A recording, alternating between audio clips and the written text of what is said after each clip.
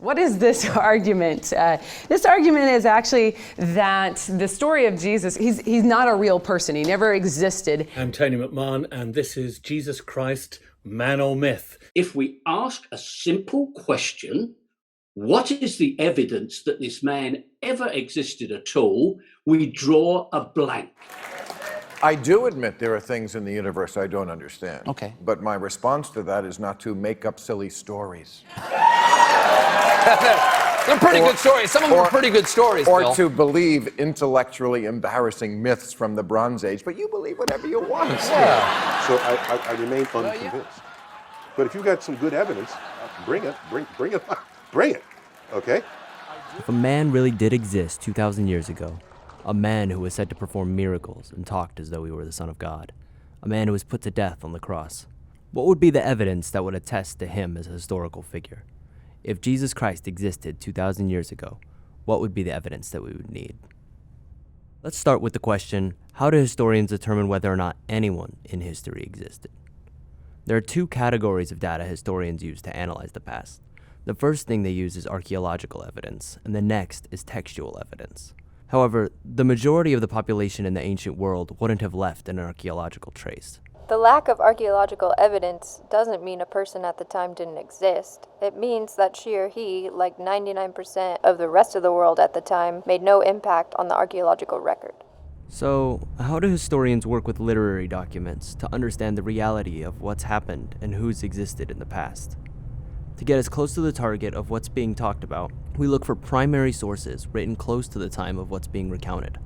A primary source is something written with eyewitness testimony of what's happened. The Gospels are eyewitness testimony. Now, by that I mean that they were taken by, again, first primary sources who were there at the time of Jesus' ministry, who did walk with him, who did talk with him, who did learn from him, and either directly passed it down or gave that information to the author of the gospel. They actually worked and lived and evangelized as fulfilling this identity they had as eyewitnesses of these accounts. And that's why I think it is interesting that you see early church history, Papias identifying them as well as eyewitnesses. In fact, all of early church history identifies these folks as eyewitnesses. In fact, their eyewitness status is one of the primary criteria that is used when these particular works are selected. Even though there are other works being used early in church history, the final canon of history is decided primarily upon whether or not the author was an eyewitness to the events of their life, personally knew Jesus. We also have non-Christian secondary sources from close to the time of Jesus that also account to key elements of Jesus' existence and his ministry, such as testaments from Josephus and Lucian of Samosata. Is the type of evidence we have reliable enough to conclude the existence of Jesus? Also, how can we trust the Bible can be used as a reliable source? It is a good question, but it is somewhat wrong-headed because the Bible is not one book. You've got 39 Old Testament, perhaps more if you're Catholic. You've got 27 New Testament. So to treat it all as if it were just unallowable evidence is kind of short-sighted, because the people who were not Christian, were not followers of Jesus, the moment they believed him to be risen, they became followers of Jesus, like Paul. And so if you're going to cut out everyone like that's testimony, that's everyone who has one position, even though they're coming from all these different backgrounds. So that's the first thing I would say. It's not quite a fair way to treat the evidence. So many people fall into the trap of thinking that the accounts of the Bible can't be used as evidence because they're all biased accounts from people who believed in Christ. But if we think for just a second, it doesn't actually make any sense to ask for an account of Jesus' life and death from someone who wasn't even around him and didn't believe in him. And of course, the people who actually knew him and believed in what he was doing were the main people to write about him. Also, as we just saw pointed out, the Bible is not one source. It is a variety of sources that have all been collected together. And so in the New Testament alone, we have a vast arrangement of eyewitness testimony to Jesus not only existing, but performing miracles, creating tension in Jewish and Roman politics, and of him being crucified on a cross.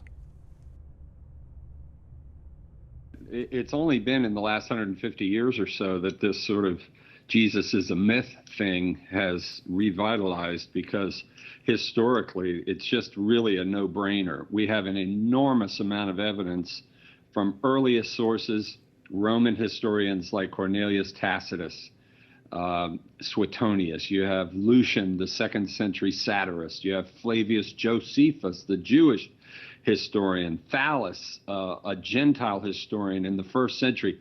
So the evidence is overwhelming. Here's what a couple of current scholars say.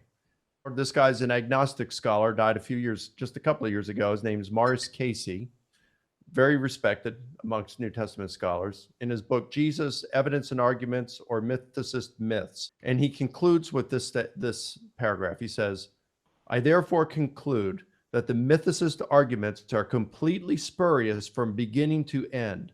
They have been mainly put forward by incompetent and unqualified people.